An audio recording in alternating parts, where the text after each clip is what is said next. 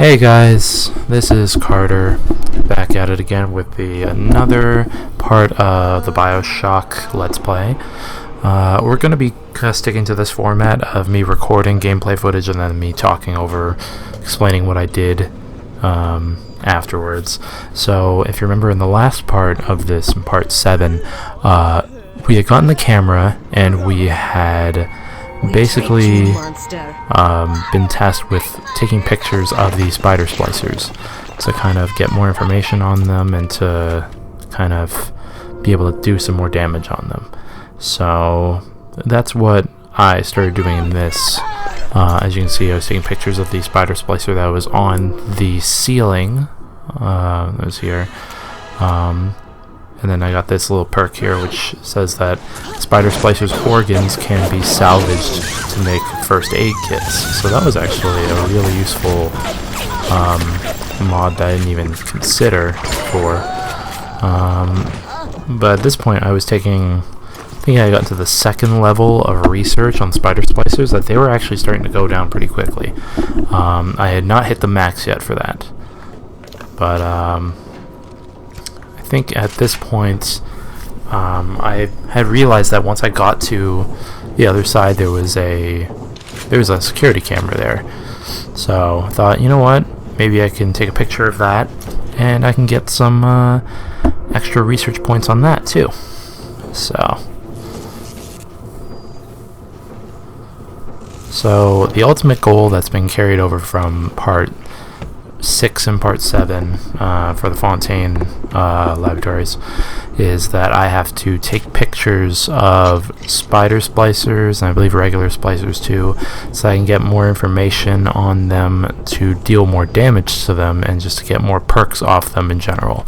So a lot of what you see me doing in this part and the next part really relies on me using the camera pretty much at every point I can.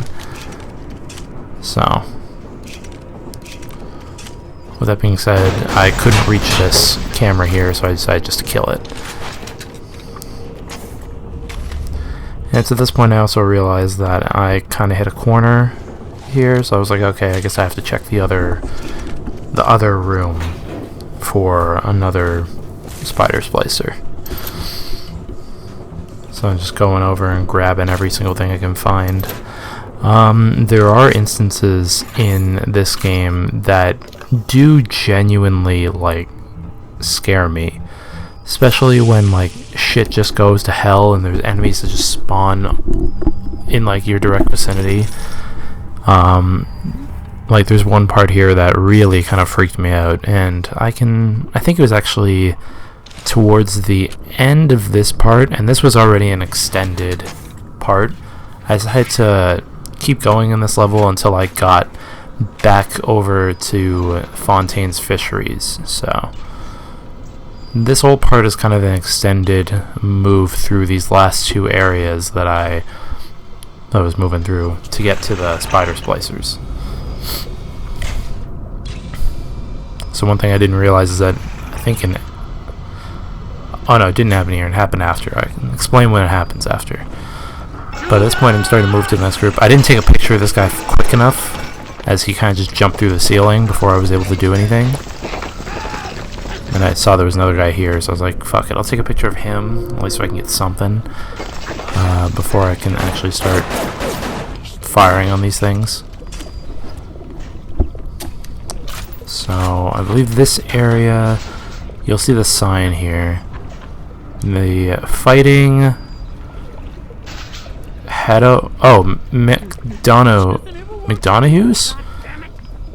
McDonough's Tavern.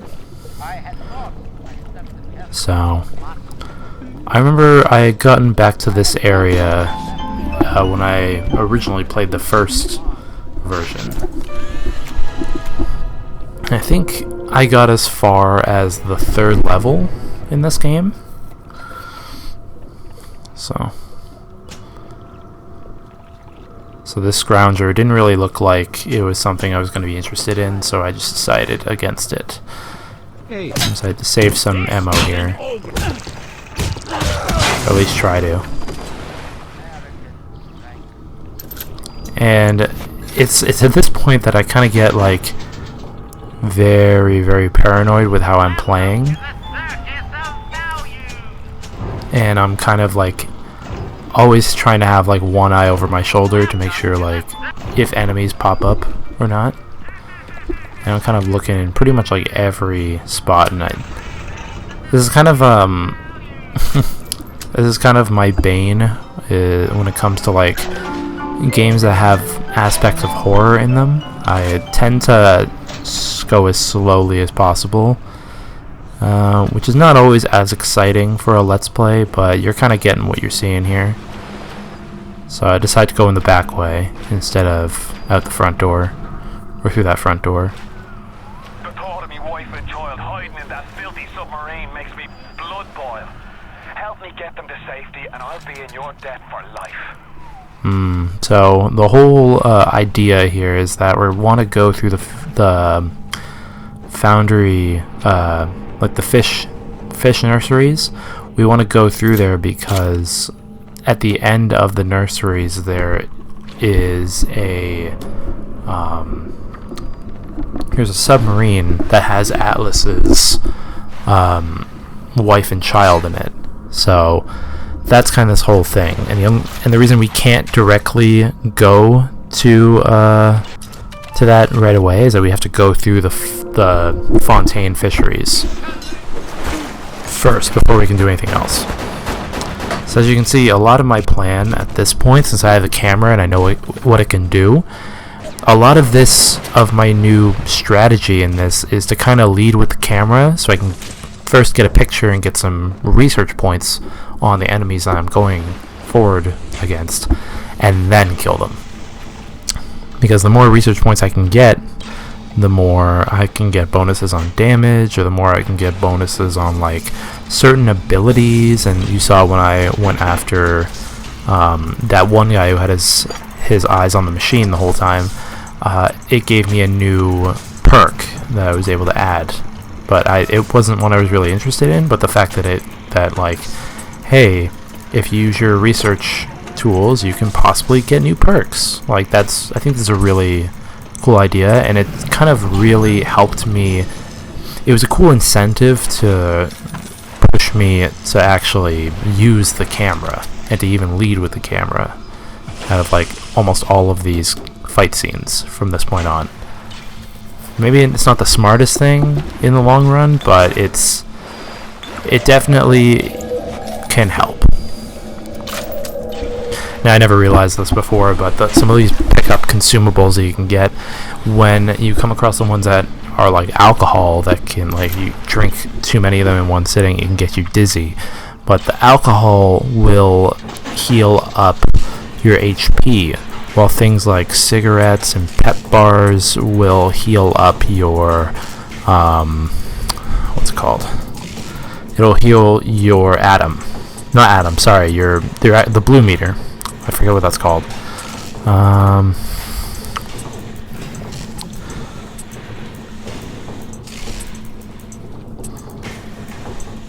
So I believe at this point I was just like, oh fuck, I made a mistake here. So I was like, okay, I need to switch the lane before I get stuck.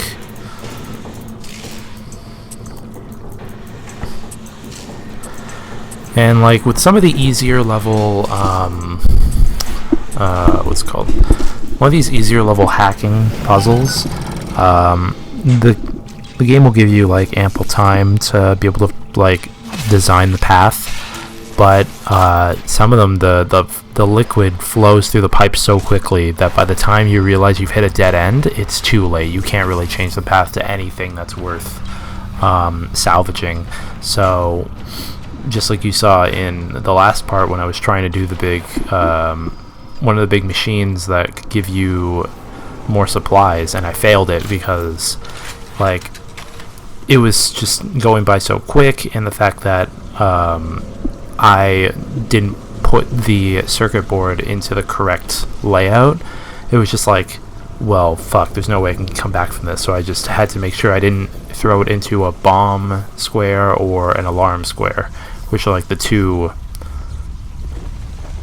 ones that I was kind of keeping an eye out on the last hacking one that I failed. So at this point, you kind of see me, you kind of see me stumble in here. You'll see in a second as I pass by this kind of opening, and I was like, "Oh, there's a corpse in here," and I completely didn't even see the turret right in my line of view. Sometimes I get kind of like tunnel vision when it comes to these games. So yeah, it can sometimes be the death of me, that tunnel vision.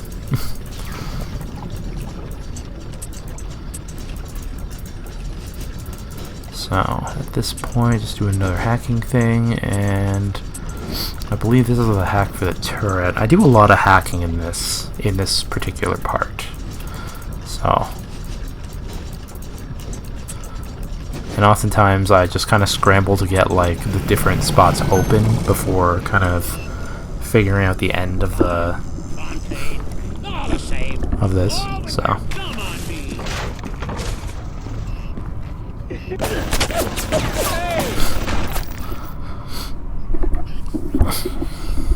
I'm just lonely. I'm lonely. So this is kind of what I was talking about, where I pretty much every enemy encounter now I start to lead with the camera so I can take a picture and get some research points before I just start slugging him with bullets. And is it the smartest decision? Probably not, but it helps me rack up more research points faster. So, and you'll see me do this like 2 or 3 times with more than 2 or 3. You'll see me do this a lot with some of the later enemies.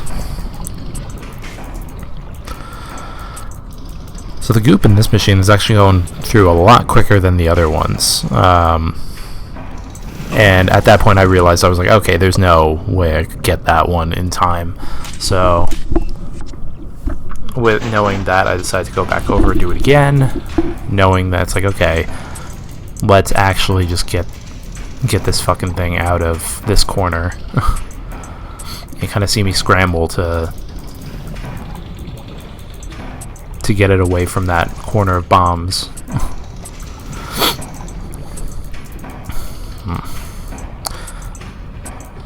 So when I bought this game, I bought the Bioshock collection that was on the PlayStation Store. Actually, no, I didn't buy it. Sorry, it came with a free. It came with PlayStation Now. Like, it was one of the free ones that you can get. I think I actually can't really remember. I think that might have been Uncharted, because there was an Uncharted collection that was free for PlayStation Now. Oh, side note, I thought this was really cool. This kind of scene here with the Rosie Big Daddy just walking through the water.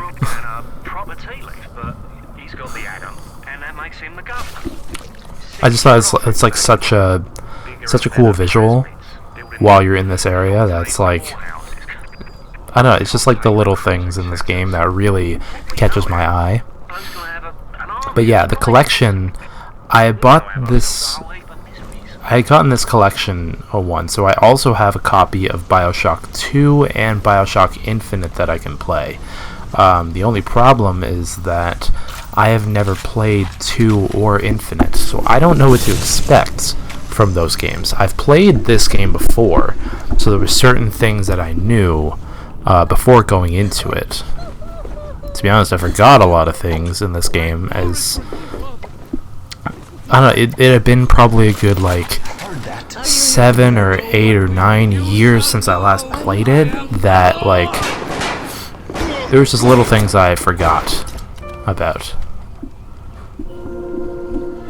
Like in this instance, I went through the back entrance, but I believe when I first played this game many years ago on the 360, I just went through the front door.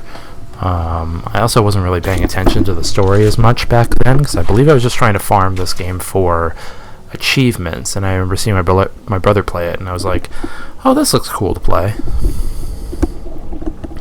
So I was never really like, I didn't really know the backstory of this game, the story specifically. Like, I had no idea why I was going through here despite, like, other than, hey, you just crash landed out of a plane while traveling over the Pacific. Yeah, I've made it kind of my mission to go and grab all the new, like, entry logs and actually try and, like, keep track of what they're talking about.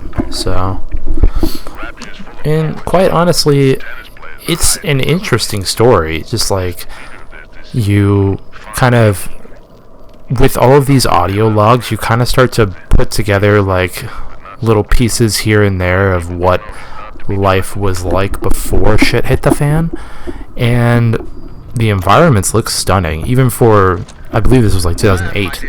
So even for the time, this game looks like visually stunning in both its art direction and its set pieces, and just like the overall atmosphere looks really, really nice. And I believe that this game came out before Fallout 3, and I think Fallout 3 might have taken some inspiration from this game with, like, certain aspects of its design. I know Borderlands has taken a bit of inspiration from this. Specifically, like, the machines that you can buy items from, that Borderlands use, like, direct reference to those kinds of machines as well. And then, like, the little animated things where, like, you get told how to use your plasmids and shit like that. Like, Fallout pretty much has that exact same thing, and they're very, very much noted for having that kind of cartoonish animation to explain all of their rules. So, but I believe this game did it first. So,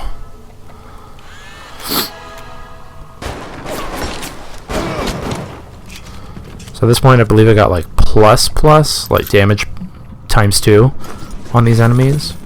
Well, before it was just like an extra boost to damage. Now it's like a double boost to damage.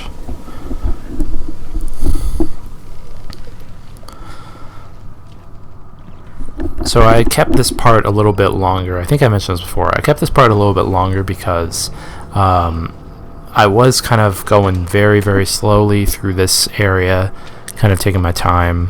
And I thought it would have been great to kind of just bring me, like, to end this part back at, like, the next big hurdle of the mission.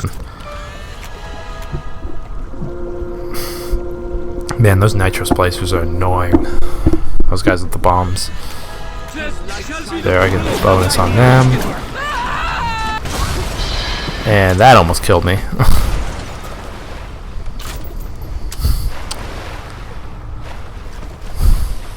I still don't understand this, the bathroom stall thing. I'm pretty sure if I was to insert credits in there, there was, like, probably some kind of items that are in there, but I never even bothered to open them up, so I was kind of just bumbling around in the washroom.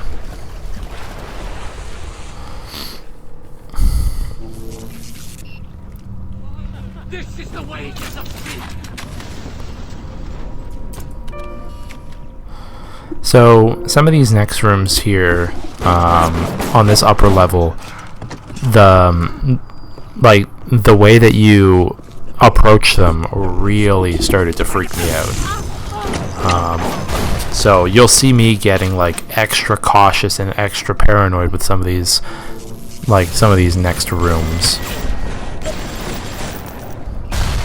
I don't know how I was able to hit that guy that far away with a machine gun, but fuck it, I won't I won't question it.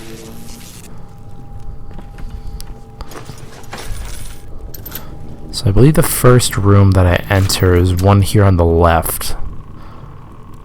So I remember seeing that one there, and I didn't realize at the time that you needed a key, like, you need to hack that in order to get in there. So I started with this room on the left. And you notice I always start with, like, keeping my camera out first in case there's, like, a new enemy in there that I can take pictures of. And in this one, it was really this scene was very, very scary to me. Just coming out of nowhere and just, like, pulling a picture out on that guy.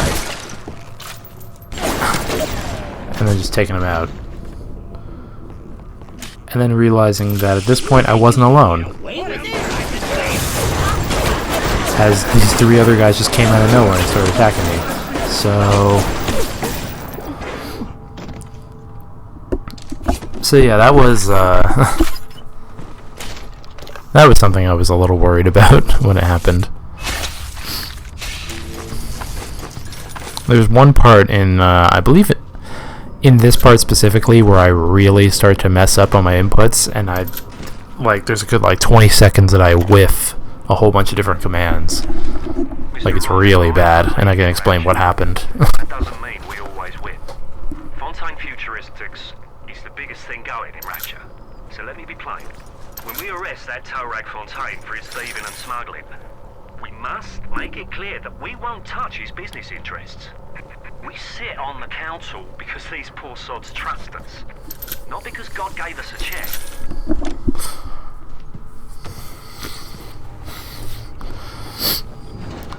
Despite the fact that there's so many little hints of just you can kind of slowly see how this place started to deteriorate over time with things like plasmids and Atom. There's a lot of really confusing bits that are kind of just hard to follow, especially in this environment, because you're so focused on what is going on in front of you that you kind of just gloss over certain audio logs that get brought up.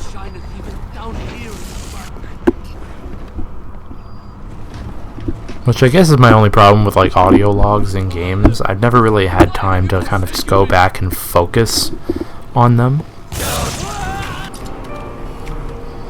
So at this point, there's that nitro splicer, and he's got a drone with him, so I was like, you know what, instead of fully killing this thing, I'm gonna hack it. So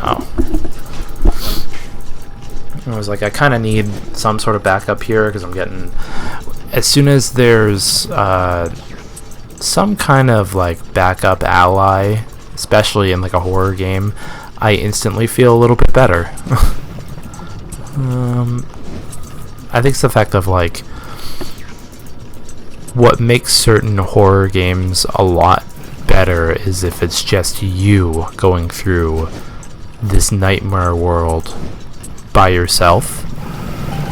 So as soon as you have an ally with you, you're kind of, even if crazy shit's going on, if you have someone there with you, it kind of takes off a bit of pressure.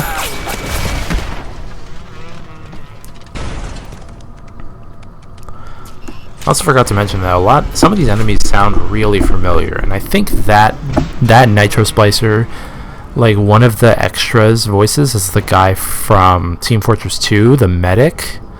It sounds familiar, it sounds like it's him. I don't know if it's actually him or not. I forget the guy's name. It's something I'd have to look up at a later point. This part was legitimately scary, because they kind of do a fake out here with that music, and then that falling through, and then the bot goes forward, but I didn't know if the only way that was gonna if something was gonna jump down to attack me, I didn't know if it was because I had to get closer and trigger it. So I was kind of keeping an eye on that ceiling the whole time, because it was pitch black up there, as you can see.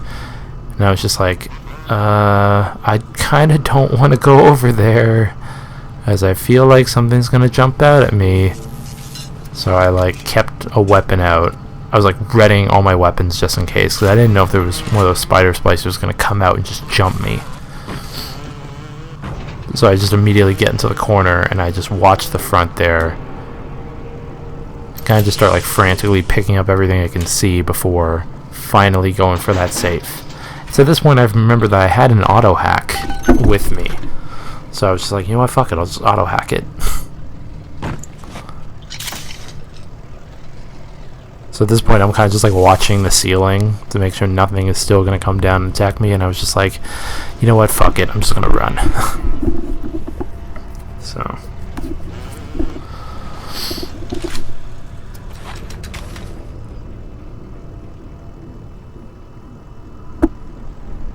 The atmosphere is fucking amazing in this game. Like, there's the last spider splicer I had to research. But like, yeah, the atmosphere is crazy because like, I was absolutely scared in this. Head on back to Fontaine Fisheries when you're ready, would you kindly? Alright, so I had finished my mission of taking pictures of the spider splicers. And I believe at this point I was just going to be checking the last room that was in here. And then I would make my way all the way back to Fontaine Fisheries. I decided I would keep this all as one part because, yeah, I think I mentioned this earlier, that it was going to be essentially an extended part because I kind of wanted to keep that as like, this is all part of the same mission, so kind of just cutting in and out multiply would not really be that interesting. So I kind of braved it out and I was like, you know what, I'm just gonna keep this going. At this point, decided to hack out this little keycard door.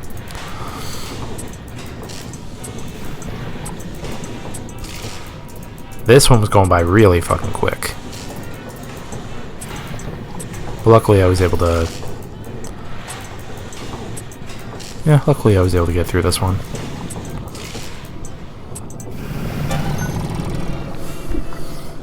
I forget what was in this room though. Oh, this. Yeah. So this was also creepy. It kind of had the same vibe of the last room because I felt like something was going to pop through that ceiling.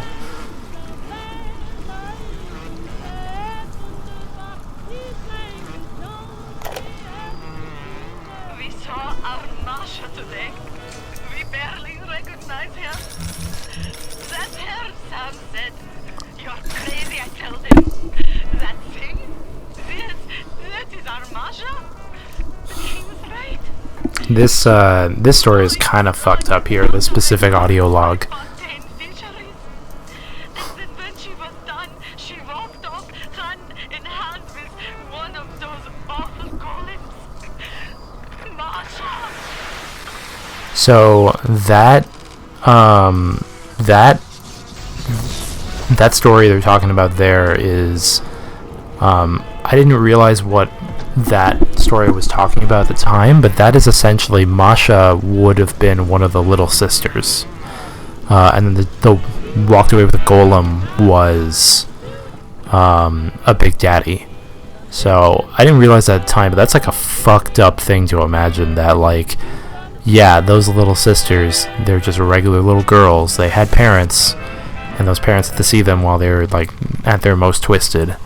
So yeah, this story can get fucking dark. So yeah, something to think about. So I think this is the part where I kind of start whiffing things. I see that big daddy there, and immediately I'm like, I need to get some like extra information on this guy. So I'm gonna, boom, take a picture of him. So since it was the first picture, I automatically get an upgrade to damage for him. But he didn't have a little sister, so I was like, I think I might have already saved the little sister that was with him, so I was just gonna try to avoid him because there wasn't really any reason to go after him. So yeah, I kind of just waited for him to move. And move by as slowly as possible. I didn't realize how crazy those like footfalls visuals looked. Yeah, so this part. These guys had activated this turret again, and I immediately pull out the camera, which is not what I wanted to do. And I was trying to hack this thing, and I whiffed. I just kept pulling out the goddamn camera by mistake, so I kept taking pictures of it, which is not what I wanted to do. And I was just like, fuck, like, stop it, man, stop taking pictures. And I just tried to collect myself, and I was like, okay, just let's just wait for the drone, this guy, to take him out, which he did. So I was like, okay, finally.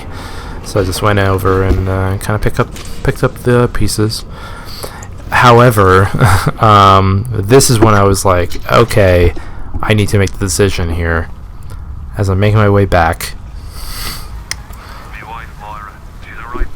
and it's in the middle of this conversation where I turn the corner and I see the little sister, and I was just like, oh fuck, oh no. So I was like, alright, I'm gonna take a picture, get some more data, but I knew at this point there was nowhere for me to hide, so I was like, okay, I need to fucking kill this thing so I can get this little sister. So I was like, okay, fuck it, here we go.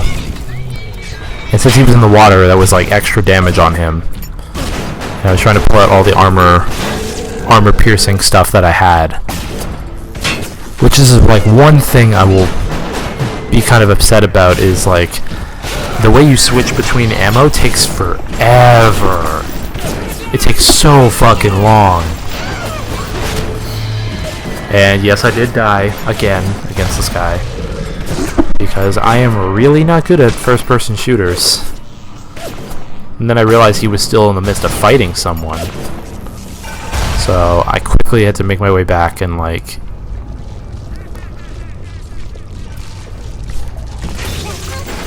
yeah, so I just quickly went over, killed him. And yeah. Another sister saved. I believe I missed a sister in the first level, but I saved all of them in this level. Thank you. I think I check. I don't remember if I do. So something scared me at this point, because the little sister starts moving through here, and if you remember what I said before about I feel like I have to protect her. Yeah, there's enemies here. And I was just like, wait. Fuck, do I have to make sure she doesn't get killed? So I had to make sure that, you know, killed her. And then I saw that fucker coming around the corner. So I checked, and yeah, I had saved all the little sisters in the level. So that guy, I was just going to wait for him to pass. And I thought he was going to come through here, but he didn't. And I kept checking, like, did I save all the little sisters? I think I did. So I go back and I look over here, and I suddenly realize that he's gone. So I was like, okay, that's not good. So I was like, I don't think I'm prepped to deal with this thing right now. So I thought, you know what? Instead, I saw him coming at me. I was like, okay, fuck it. Let's just have him on our side. So with him on my side, I had made a split-second decision to be like, wait a minute, I can take a picture of him right now. So I do that while he's in like prime picture-taking mode, and then I quickly book it down. Well, I'll heal myself first, and then we quickly make it down back to... I'm trying to follow the arrow at this point, which is something I've like not done, admittedly.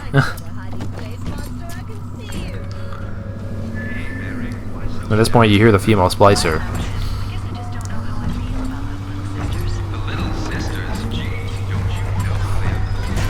At this point I'm like, should I get another thing of Adam? And I was like, maybe I'll hold on to it when I get into the next level, because I feel like I can, like, I'll hold on to it for now.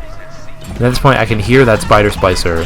It's the same female one from before, I just can't see where she is. And I see her on the ceiling. So I thought, you know what, fuck it, let's just take her out.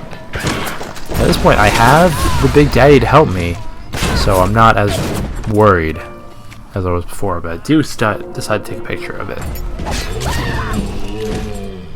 And he's kind of just taking the piss out of her first.